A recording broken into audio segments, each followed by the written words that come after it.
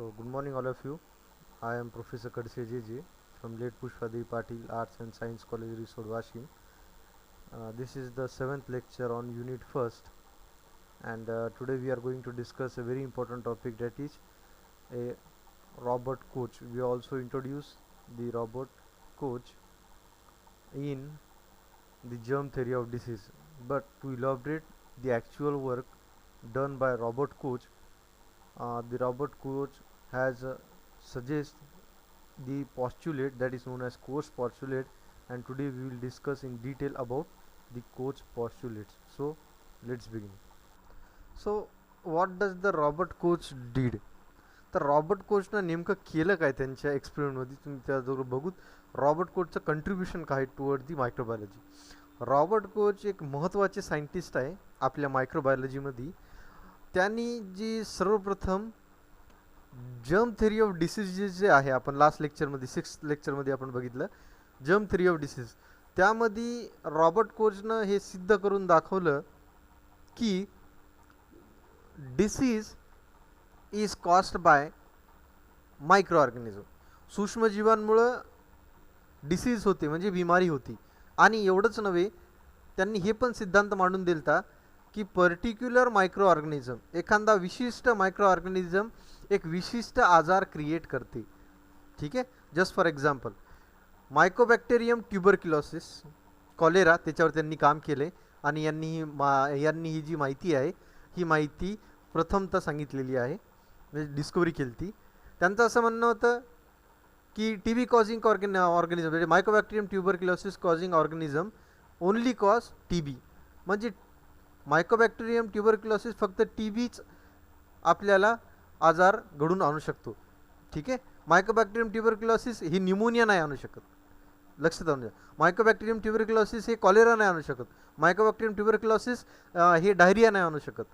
तर हा जे आपण आज ठामपणे म्हणतो की एका विशिष्ट ऑर्गॅनिझम, मग ते बॅक्टेरिया असो किंवा व्हायरस, तुम्हाला माहिती आहे कोरोना व्हायरस हे लंग्सचं इन्फेक्शन करते. कोरोना व्हायरस डायरिया नाही क्रिएट करत. कोरोना व्हायरस हे रेस्पिरेटरी ट्रॅकला काही इन्फेक्शन करत नाही एड्ससारखं. एक विशिष्ट मायक्रो ऑर्गॅनिझम, एक विशिष्ट सूक्ष्मजीव एक विशिष्ट प्रकारची डिसीज ह्युमन्समध्ये कॉज करते. तर हेच त्यांचं म्हणणं होतं. हे बघा, रॉबर्ट कोचनं डेमॉन्स्ट्रेट केलं तर की the role of bacteria in causing a disease. तुम्हाला आणखी कोणी जर असा प्रश्न विचारला की मायक्रोबायोलॉजी सब्जेक्ट हे काय, microbiology is a branch of science which deals with the study of micro organisms. म्हणजे सूक्ष्मजीवांचाच अभ्यास करणे याला मायक्रोबायोलॉजी असे म्हणतात.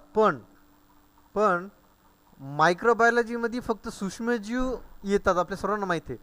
पण फक्त मायक्रोबायोलॉजी म्हणजे बॅक्टेरियावर अभ्यास करणे, मायक्रोबायोलॉजी म्हणजे फक्त व्हायरसवर अभ्यास करणे नाही. मायक्रोबायोलॉजीमध्ये वेगवेगळे घटक येतात. Archaea, bacteria, fungi, algae, protozoa, virus, viroid, पायरॉइड. तर हे सर्व मायक्रोबायोलॉजीमध्ये येतात. पण आपल्याला वारंवार मायक्रोबायोलॉजी म्हणलं तर दोनच गोष्टी आठवतात. एक ते म्हणजे बॅक्टेरिया, दोन म्हणजे व्हायरस. ना, त्याच्या व्यतिरिक्त पण आहे. आता स्पेशल बॅक्टेरियाची स्टडी करणे म्हणजे bacteriology. Only study of bacteria, that is known as bacteriology. आता तुम्हाला जर बॅक्टेरियोलॉजी कळाली, bacteriology means a study of bacteria only. Bacteriology is a branch of microbiology in which only the bacteria is study. आणि फक्त बॅक्टेरियाची study म्हणजे बॅक्टेरियोलॉजी या शाखेची study करणे किंवा बॅक्टेरियोलॉजी हे शास्त्र आहे, हे कोण सर्वप्रथम दाखवलं ते म्हणजे रॉबर्ट कोचनं. ठीक आहे. तर रॉबर्ट कोच आपल्याला माहिती आहे जर्म थेरी ऑफ डिसीजमध्ये लुईस पाश्चर आणि रॉबर्ट कोचचं सर्वात महत्त्वाचं योगदान आहे. जर्म थेरी ऑफ डिसीजेस की जर्म्समुळं काय होते, डिसीज होतात. ठीक आहे. तर germ theory of disease Robert कोचला का त्याच्यामध्ये वारंवार नाव येते, कारण रॉबर्ट कोच मेडिकल ऑफिसर होते एका ठिकाणाचे, आणि जिथं त्या ठिकाणामध्ये जिथं ते इन्चार्ज होते, तर तिथं काय होतं, तिथं एक विशिष्ट प्रकारची बिमारी काही जनावरांना होऊ लागली आणि ते बिमारीचं नाव होतं अँथ्रॅक्स डिसीज. ठीक आहे. Anthrax disease. आता ती अँथ्रॅक्स डिसीज ज्या भागामध्ये तो मेडिकल ऑफिसर होता, कोण, रॉबर्ट कोच, तर ती अँथ्रॅक्स डिसीज त्या भागामध्ये वारंवार होऊ लागली. तर त्यावर मग रॉबर्ट कोचनं बारकाईनं निरीक्षण केलं आणि त्याचं असं म्हणणं होतं की ही जी डिसीज आहे that is a anthrax disease is caused bye A bacteria. ठीक आहे. आणि मग ती बॅक्टेरियामुळं डिसीज होते हे त्यांना सिद्ध करून दाखवलं. आणि सिद्ध करून दाखवत असताना त्यांनी काही सिद्धांत मांडले आणि त्या सिद्धांतलाच आपण पॉस्च्युलेट म्हणतो. कोण मांडले? रॉबर्ट कोचनं. म्हणून कोच पॉस्च्युलेट असे म्हणल्या जाते. आणि आज आपला टॉपिक तोच आहे, दॅट इज कोच पॉस्च्युलेट. कोच पॉस्च्युलेट समजण्या अगोदर आपल्याला एक गोष्ट महत्त्वाची आहे, ती म्हणजे मायक्रोब्स आणि ह्युमनचं रिलेशन. जर तुम्ही या डायग्रामकडे व्यवस्थितपणे बघितलं तर तुम्हाला असा एक भास होईल, नॉर्मल जनतेला पण आज हेच भीती आहे की मायक्रोबायोलॉजीमध्ये सूक्ष्म जीव जसं की व्हायरसेस, बॅक्टेरिया हे मानवासाठी घातकच आहेत. ही धोरणा त्यांच्या मनामध्ये कंटिन्युअसली समाविष्ट झालेली आहे. तर असं नाही. तुम्ही जर हा डायग्राम बघितला तर खूप कमी असे बॅक्टेरिया आहेत किंवा व्हायरसेस आहेत, किंवा साध्या भाषेमध्ये आपण असं म्हणू, very few micro organisms are pathogenic to humans. बघा, खूप कमी छोट्या प्रमाणामध्ये खूप छोटे घटक आहेत जे की मायक्रो ऑर्गॅनिझम्स आहेत जे की मानवासाठी डिसीज कॉज करू शकतात. काही मायक्रो ऑर्गॅनिझम्स आहेत त्यांच्यामध्ये कॅपॅबिलिटी आहे, म्हणजे जसं काही निमोनियामधला जो सूक्ष्मजीव आहे तो निमोनिया कॉझिंग सूक्ष्मजीव प्रत्येकाच्या आज शरीरामध्ये आहे. कुठं? त्यांच्या नेझल कॅव्हिटी, नाकामध्ये. ठीक आहे. पण तो डिसीज कॉज करतोय का? सध्या नाही. ज्यावेळेस आपली रोगप्रतिकारशक्ती कमी होईल त्यावेळेस त्याच्यामध्ये ती क्षमता आहे, पण सध्या तो करत नाही. पण ज्यावेळेस आपली शरीरामधली रोगप्रतिकारशक्ती कमी होईल त्याच वेळेस हा निमोनिया कॉझिंग ऑर्गॅनिझम काय करेल? हे निमोनियाचे बॅक्टेरिया हे आपल्यावर धावा बोलतील आणि आपल्याला एक डिसीज कॉज करतील. म्हणजे संधी साधू आपण म्हणलं तरी चालते.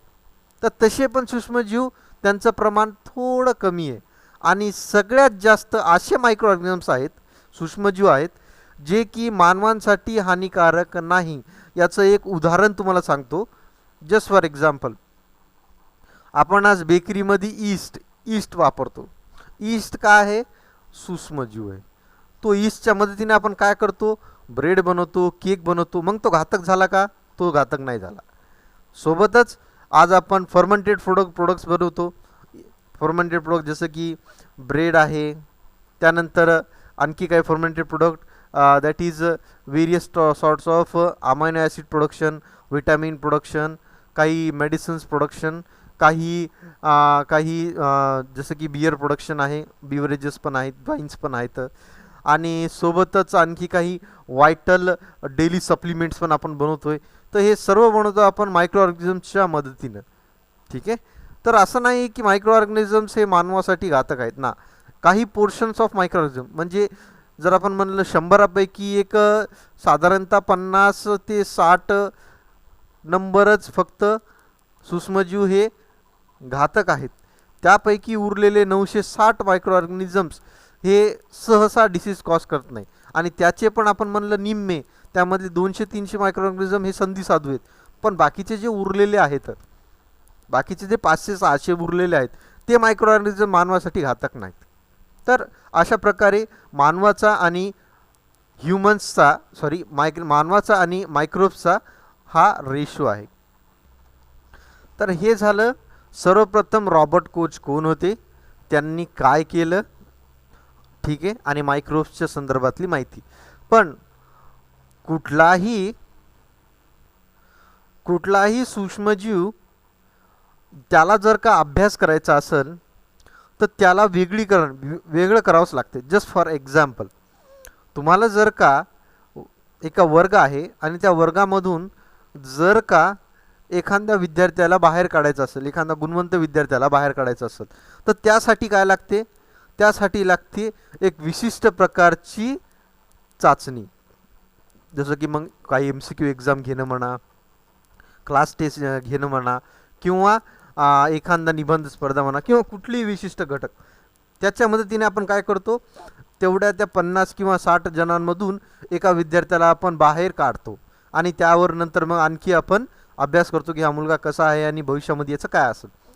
त्याच पद्धतीने एखादा बिमारी कॉज करणारा जर का सूक्ष्मजीव आहे तर त्याला पण खूप साऱ्या सूक्ष्मजीवमधून वेगळं करता आणलं पाहिजेत आणि वेगळं करून त्यावर अभ्यास करता आला पाहिजेत. यालाच प्युअर कल्चर टेक्निक असं म्हटल्या जाते.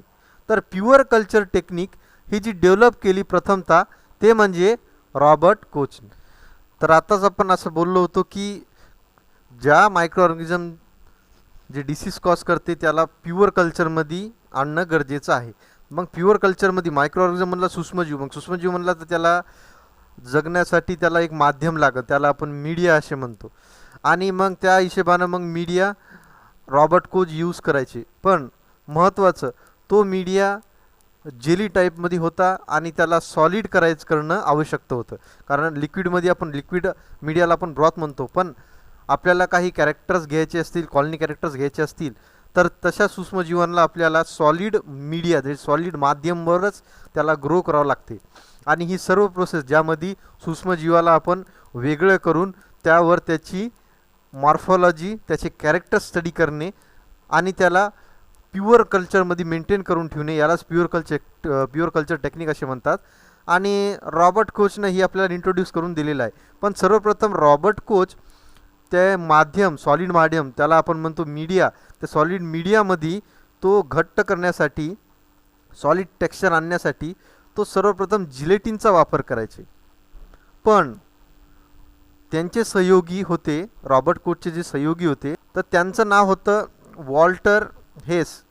तर हे जे वॉल्टर हेस यांनी रॉबर्ट कोचला एक महत्त्वाची एक इन्फॉर्मेशन दिली. ती म्हणजे वॉल्टर हेसची जी पत्नी होती तर तिचं नाव होतं फॅनी हेस.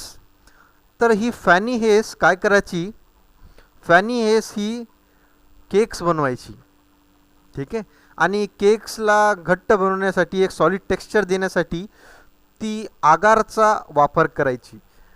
आणि तीच जी इन्फॉर्मेशन होती ती वॉल्टर हेसनं रॉबर्ट कोचला दिली आणि रॉबर्ट कोचनं मग न्यूट्रियंट मीडियामध्ये आगार यूज करणं सुरू केलं. ठीक आहे.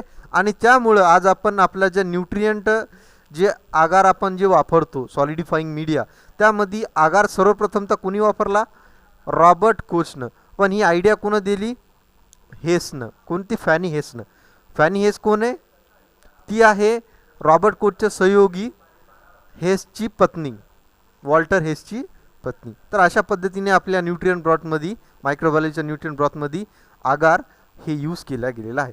तर हे सर्वप्रथम आपल्या सर्वांना माहिती आहे, जर एखाद्या सूक्ष्मजीवला वेगळं करून त्याला जर का ग्रो करायचं असेल, त्याला वाढवायचं असेल तर प्रत्येक जणाला माहिती आहे कुणाला पण वाढवायचं त्याला जेवण पाणी हे देणंच लागते. तर सूक्ष्मजीव पण एक जीवच आहे, तर त्याला ग्रो करण्यासाठी मीडिया लागतो आणि त्या मीडियाला आपण न्यूट्रियन मीडिया म्हणतो आणि त्यामध्ये आगार हे रॉबर्ट कोचनं सांगितलेलं आहे. तर हे मीडिया प्रत्येक मीडिया रिक्वायर्ड मायक्रो ऑर्गॅनिझमनुसार हे वेगळं असते. तर सर्वात महत्त्वाचं काय, रॉबर्ट कोचनं काय केलं, अँथ्रॅक्स डिसीजवर काम केलं. का, कारण तो एक मेडिकल ऑफिसर होता आणि तिथं अँथ्रॅक्स डिसीज ही जनावरांमध्ये कंटिन्युअसली फैलत होती. त्यानंतर मग जर्म थेरी ऑफ डिसीजमध्ये पण कोस पॉस्च्युलेटचं महत्त्वाचं योगदान आहे. तर कोस पॉस्च्युलेट काय आहे या संदर्भात आपण ते सिद्धांत काय आहे ते अगोदर समजण्या अगोदर कोसचं म्हणणं काय होतं डिसीजेसबद्दल याबद्दलचं एक ओव्हरलुक आपण एक इमेजद्वारे बघून घेऊ. फक्त ही डायग्रामकडे थोडंसं लक्ष द्यायचं आपल्याला. एक शीप आहे जी की एक आजारामुळं वारली, आपल्याला माहीत नाही तो कुठला आजार आहे. ठीक आहे. आता आपण कोस पॉस्च्युलेट आपण शिकणार आहोत. ते आजारामुळं कुठल्या तरी आजारामुळं ती वारलेली आहे, ती मेलेली आहे. नंतर तो जो मेलेला जो जीव आहे त्याच्यामधून त्यांनी काय केलं, त्यांनी काही टिश्यू सॅम्पल्स घेतले, काही ब्लड सॅम्पल्स घेतले. ठीक आहे. आणि त्याला मग आपल्या मीडियामध्ये त्यांनी ग्रो केलं. ग्रो केल्यानंतर त्यांनी काय केलं, त्यांनी असं अनुभवलं की तो थोडंसं टर्विड झालेला आहे, म्हणजे थोडंसं गढूळ झालेला आहे. पहिले मीडिया क्लिअर होता, पण ज्यावेळेस त्यांनी त्यांच्या जे सॅम्पल्स होते मेलेल्या प्राण्यापासून, त्यामधले ते सॅम्पल्स घेऊन त्यांनी त्यांच्या फ्रेश मीडियामध्ये जेव्हा टाकले तर ते थोडंसं गढूळ झालं आणि नंतर तो मीडिया त्यांनी काय केला, घेतला आणि एक तंदुरुस्त एक माऊसमध्ये त्यांनी टाकून दिला. एक तंदुरुस्त, ज्याला कुठलीही प्रकारची बिमारी नाही, अशा माऊसमध्ये, अशा रॅटमध्ये त्यांनी टाकून दिला. टाकल्यानंतर त्यांनी असं अनुभवलं की काही काळानंतर ती बिमारी जी की ह्या शीपमध्ये होती, ती सेम प्रकारची बिमारी ह्या माऊसला पण झालेली आहे आणि त्याचमुळे तो माऊस पण डेट झालेला आहे, म्हणजे मरण पावलेला आहे. मग सेम हे जे माऊस जे मरण पावला, याच्यामधले जे सॅम्पल्स त्यांनी घेतले आणि त्याला पण ग्रो केलं आणि ज्यावेळेस त्यांनी मायक्रोस्कोप खाली बघितलं तर त्यावेळेस त्याला असं निदर्शनात आलं की रॅट ज्या बिमारीमुळे मेला त्याचे सूक्ष्मजीव आणि शीप ज्याच्यामुळे मेली त्याचे सूक्ष्मजीव हे दोन्ही पण एकच होते. तर यामधूनच कोसनं काही सिद्धांत मांडले. पण याच एक्सपेरिमेंटमुळं जर्म थेरी ऑफ डिसीजेसमध्ये कोस पॉस्च्युलेटचं महत्त्वाचं योगदान आहे लुईस पाश्चरच्या नंतर. ठीक आहे, तर म्हणून कोस पॉस्च्युलेट म्हणणं आता हे जी सर्व काही मी तुम्हाला ही कहाणी सांगितली तर याचे काही सिद्धांत आहेत. ठीक आहे, कसले सिद्धांत? डिसीजच्या संदर्भात. कोण मांडले? कोसनं मांडले, म्हणून त्याला आपण म्हणतो कोस पॉस्च्युलेट. तर कोस पॉस्च्युलेटचं पहिलं सिद्धांत काय?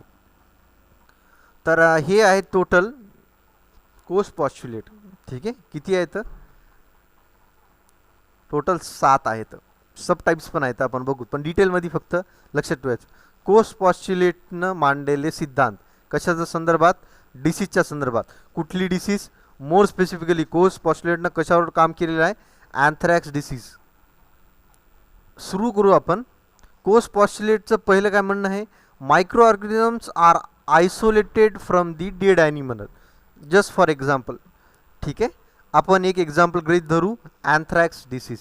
अँथ्रॅक्स डिसीजमुळे एखादी शीप मेली किंवा एखादा रॅट मेला, कुठलाही प्राणी मेला, तर त्यामधले सूक्ष्मजीव हे आयसोलेट करायचे. बघा, number first, micro organisms are isolated from a dead animal. मेलेल्या प्राण्यापासून सूक्ष्मजीव हे आयसोलेट करायचे. नेक्स्ट, हे जे मायक्रो ऑर्गॅनिझम जे की आपण आयसोलेट केलेले आहेत मेलेल्या प्राण्यापासून, त्याला प्युअर कल्चर टेक्निकच्या माध्यमातून आपल्याला वेगळं करायचं. मी आताच थोड्या वेळ पहिले बोललो प्युअर कल्चर टेक्निक्स काय आहे.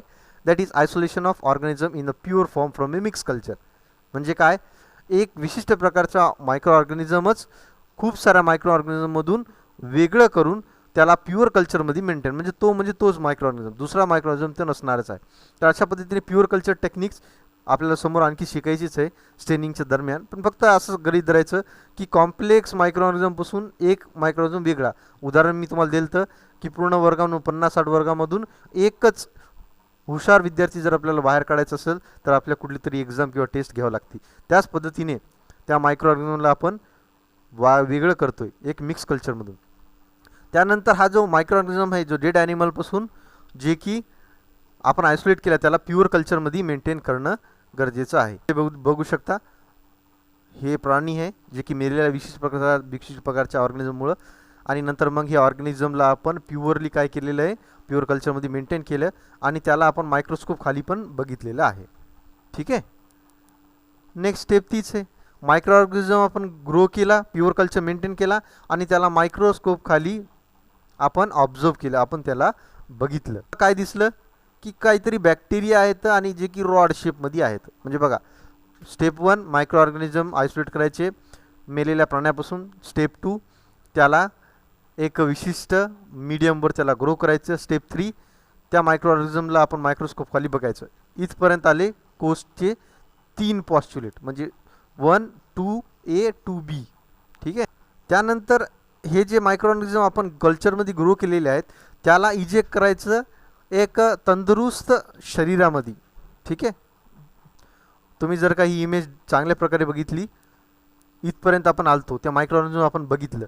जे बघितलेले जे मायक्रो ऑर्गॅनिझम्स आहेत ती कॉलनी उचलायची आणि एका तंदुरुस्त शरीरामध्ये इन्सर्ट करायची. तंदुरुस्त, मग ते माऊस असेल किंवा शीप असेल एक्सेट्रा. आपण बिमारी जर शीपमध्ये असेल तर इथं शीप येईल, जर ही बिमारी माऊसमधली असेल तर माऊस येईल.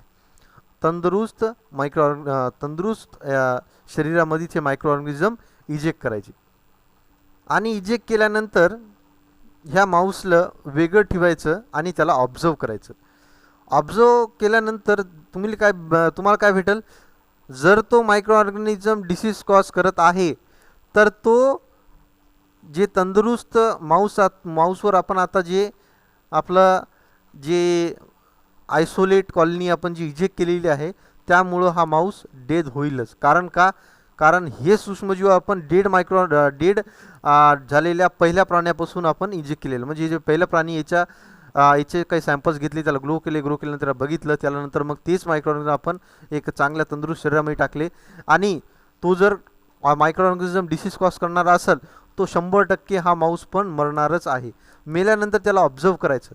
ठीक आहे, ऑब्झर्व केल्यानंतर त्याच्यामधून काय करायचं, सेम सॅम्पल्स आपण पहिल्या डेट झालेल्या बॉडीपासून कसे घेतले तसे सेम घ्यायचे आणि त्याला आपण परत ऑब्झर्व करायचं मायक्रोस्कोप खाली ऑब्झर्व केल्यानंतर हे मायक्रो ऑर्गॅनिझम आणि जे प्रथमतः मायक्रो ऑर्गॅनिझम जे की फर्स्ट ॲनिमलपासून आयसोलेट केले त्यांना कम्पेअर करायचं. ते काय बघा, disease is reproduce in the second animal.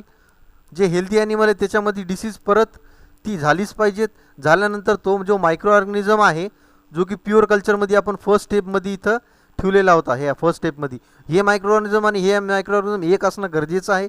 आणि हे असल्यानंतर मायक्रोस्कोप खाली जेव्हा बघितलं त्यावेळेस हे आणि हे मायक्रो ऑर्गॅनिझम एक सारीचे असणं गरजेचे आहे. That is identification and identical micro organism must be present in that media and in such a way we can say that a specific microorganism can only cause a specific sort of disease, and this is proven by a Koch experiment.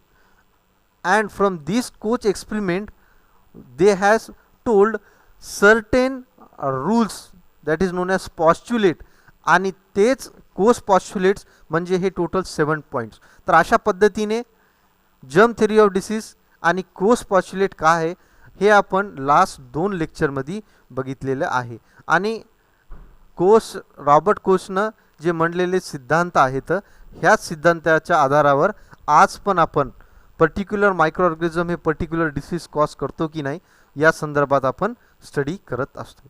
ठीक आहे, so next लेक्चरमध्ये आपण next part बघणार आहे. Thank you.